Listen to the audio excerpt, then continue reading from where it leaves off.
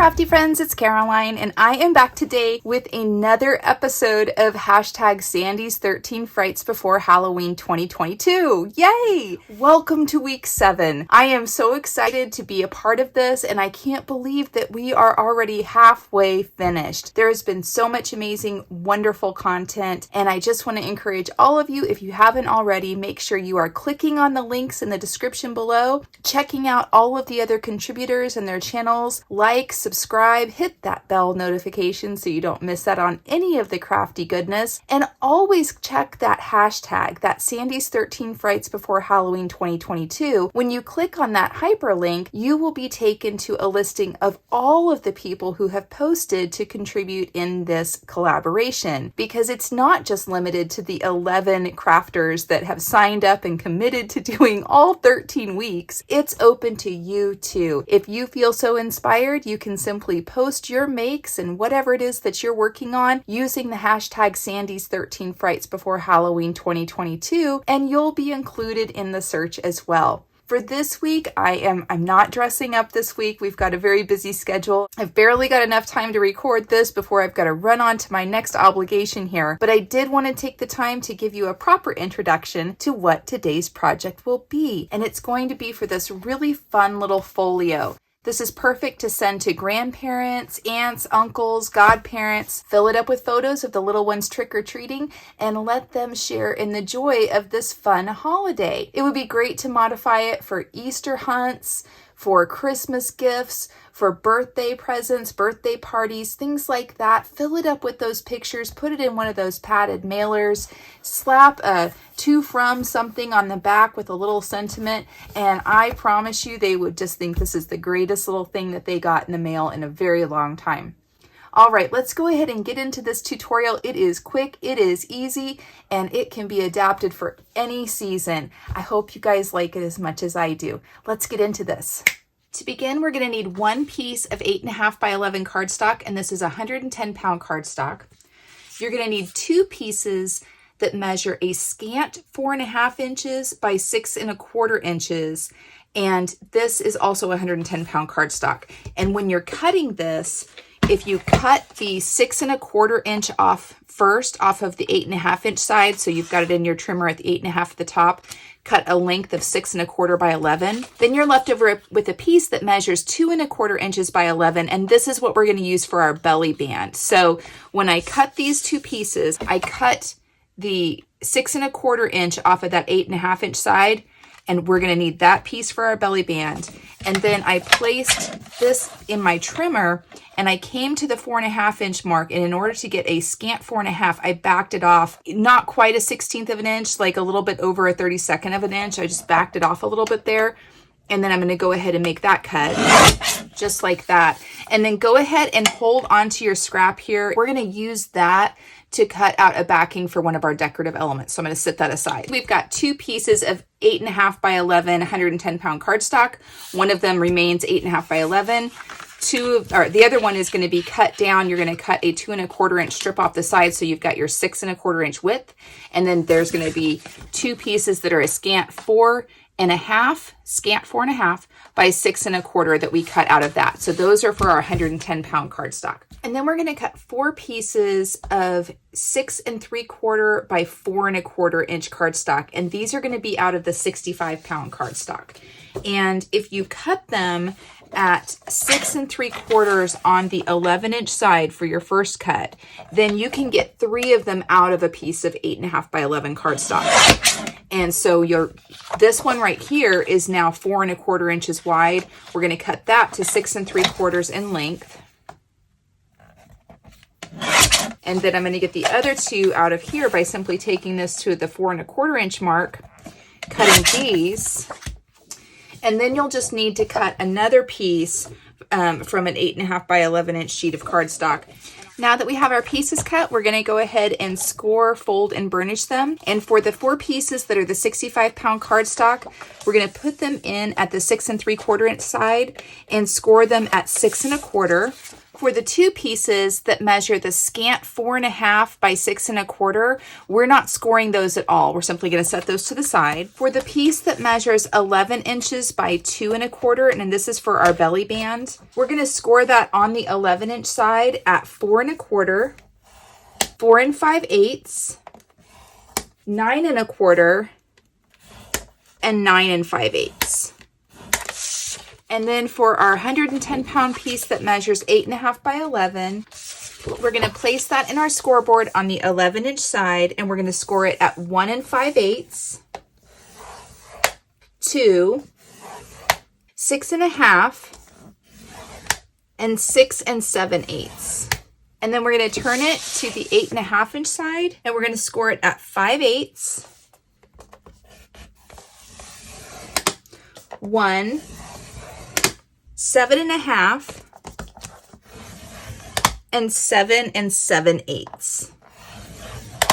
And now we're going to fold and burnish all of our score marks. And once we've folded and burnished all of our score marks, we need to make a few cuts. So we are going to remove this piece, this piece, this piece, this piece, this piece, this piece, this piece, this piece, okay? So we're basically going to take everything out of here except for this middle section that comes across like that, okay? Go ahead and make these cuts, and I'm going to cut just to the inside of the score mark for this middle section, okay?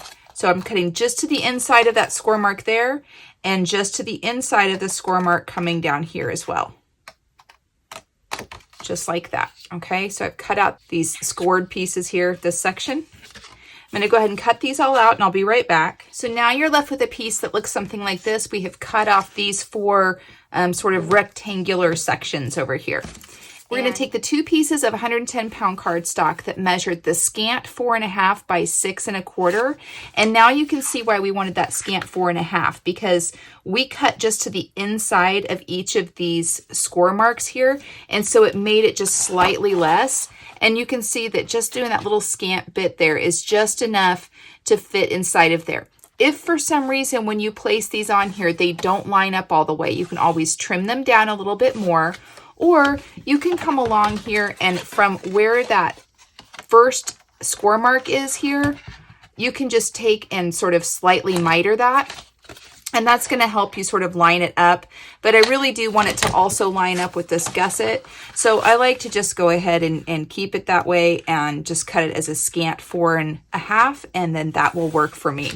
So what we're going to do with these then is we are simply going to glue these down onto our little wings here like this, and it's going to make 2 openings for us. I'm going to come along here with my glue on this outer portion here and just kind of run it right along there. I'm not getting right up next to that score mark. Instead, I'm going to put a tiny little bead of glue on the edge on one of the 4.5 or scant 4.5 inch edges here on my cardstock. Okay. And then I'm just going to lay that down in here. I'm butting it up right next to the fold mark, but not going into the fold mark. Okay. And I'm going to fold it over on itself and check to make sure that I'm straight by looking to make sure that it fits within the parameters of the fold marks that I've got here for the top and the bottom. And it does. So I'm going to go ahead and give that a little burnishing here. Clean up any glue that may have seeped out. Looks like I'm looking pretty good. And if you have, if it's off anywhere around here, you can also come along with your scissors and just sort of trim that off. I don't have any to trim off there, but if you needed to, you could certainly do it that way. And we're just making sure that that's really stuck down there, and that's going to fold over like this, okay? And so let's do the same thing for the other side. And now we've got both of our, wings glued down here. Now we're going to move on to these 4 pieces of the 65-pound cardstock, and we're going to glue them into little groupings. So for 2 of them, you're going to do this on each of them. You're going to put glue on the back of one of the little attachment pieces here, one of these 1/2-inch folds that we've created. And it's going to be glued directly on top of the other one not on the side with the fold, but on the other side of it, okay? So, right, like we're stacking the folds on top of each other. So these are gonna get placed just like that, okay? Making sure that I'm straight all around, that I'm not, you know, crooked anywhere. Go ahead and burnish that down. So you can see I glued this on top of this one, and I still have the little flap attachment on the bottom side on the bottom one, okay? So I'm going to do that with the other two. And once we've got both of our units glued together like this, now it's time to attach them inside of our folio. And one is going to be attached on the right-hand side, and we're going to come up just almost to that score mark, not quite touching it, okay? And centering it top and bottom. We're going to place glue on our little fold here to attach it.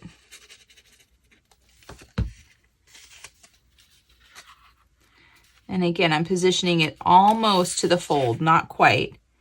And I'm trying to center it, have an even reveal at the top and the bottom from this inside kind of back rectangle here. Go ahead and burnish that down, clean up any glue that may be seeping out.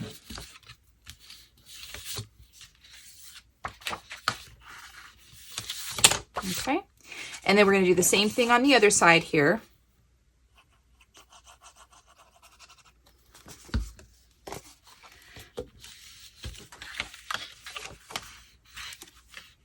Go ahead and clean up any glue that may have seeped out.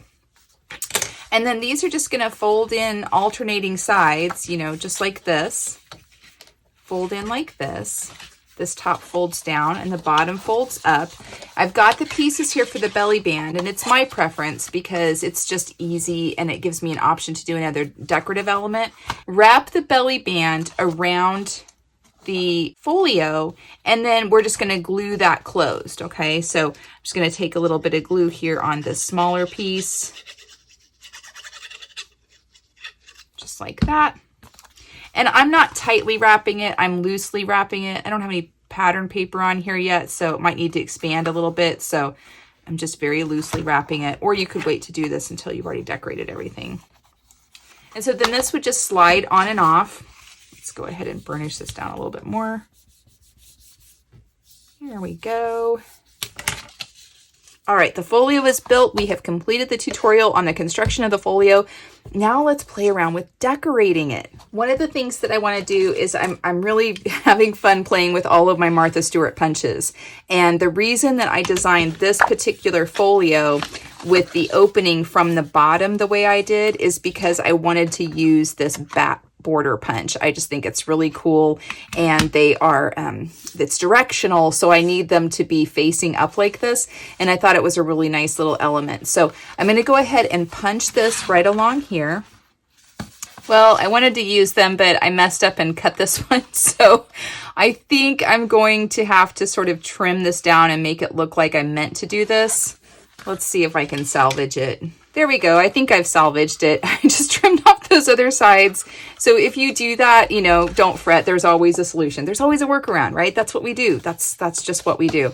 All right, I'm going to go ahead and put some decorative paper on this, and I'll be right back. Okay, so I finished decorating it, and I think it looks really cute. I used this collection here from Pebbles called Spoooky, and I used the 6x8 paper pads. So I just went through and pulled these papers out. I also used some of this shimmer cardstock from Recollections at Michael's, and I did use it to mat most of my folio. Also, I used this die set here from my Creative Time. It is MCT D429 called October 31st die, and I think that turned out super cute. I went ahead and made several of them because it was so easy to make. I simply took one of these shimmer cardstock pieces of paper, the 8.5 by 11 papers, and I backed it with this adhesive. Now, this is a great adhesive to use for die cutting. It even says on there, perfect for die cutting. This is not for constructing your albums. This is not a replacement for other dry adhesive that you would use for your albums. It's not strong enough for that, but it is great for these detailed dies because I didn't have to use any liquid adhesive. I didn't have to try to, you know, finagle some sort of dots behind here or anything. I simply backed the shimmer cardstock with this adhesive, ran it through my die cutting machine, and I was able to cut out 8 of these out of a half of a sheet of 8.5 by 11 cardstock. So I went ahead and finished that up since I had it, and I thought they're really great. Then I used the leftover cardstock from the 110 pound cardstock in making the folio. I used that to cut the background die from this. So this is a great die from my Creative Time. Emma is fantastic, and I highly recommend anything from her shop. So I went ahead and made my little belly band like this, decorated it with my pattern paper, and then also my October 31st die here. And it just simply slips right off. I just love the way this looks. I think it looks great. I used one of my Martha Stewart punches too. I had this bat punch from Martha Stewart, and when you punch using this punch, you get these bats that, you know, come out that are the cutouts. And so I used some of them to decorate up here in the corners of the front, as well as the sort of closure portion here. I tried to come along and use my punch along the entire length of the edge, and I messed up and ended up cutting off some of the bats here because I didn't have my paper in straight. So I just, you know, adapted it. I went ahead and made a cut in from the side, notched it, moved around, and I think it was great. I cut a corresponding piece in the same way using the bat punch out of the shimmer cardstock, and then just sort of offset it slightly on there, and I think it turned out really cute. This opens up down here. Again, I've got more of the pattern paper as well as the shimmer cardstock. And then this opens up like that. Isn't this so cute? We've got our bats here. I went ahead and used some washi tape because I have all this washi tape and I never use it. So I was trying to challenge myself to use it. So I used these 3 washi tapes that are also from Pebbles. They came with a collection that I purchased. And then these open up like this. And like this. And I thought the washi tape was perfect on these opposing pages because it was a way to decorate it without adding any bulk, right? And then on the base page here, I cut a piece that was 4 1/4 by 6 1/4 out of the cardstock. I had a little bit of a leftover piece of that 110 pound cardstock. And then I used my corner punch, it's actually a photo corner punch, but it's decorated with the bats. And I placed it down here. Now, when you use punches like this, these photo corner punches, you don't glue the corners. These corners aren't glued down. You glue down everything else around here, and it's a nice decorative piece. This is a piece that is cut to the size of a photo. In fact, I've got a piece of photo paper here, so you can see how this just fits right in here. So you could easily take a photo and place in here just like that, or you could attach it onto this photo mat that I made, which is cut to the same size. And then that just slips right underneath these little bat cutouts here, just like this. I think that these would be fantastic to send to grandparents or godparents with photos of, you know, trick-or-treating. In this case, I could see making one of these for Easter and include photos of Easter egg hunts.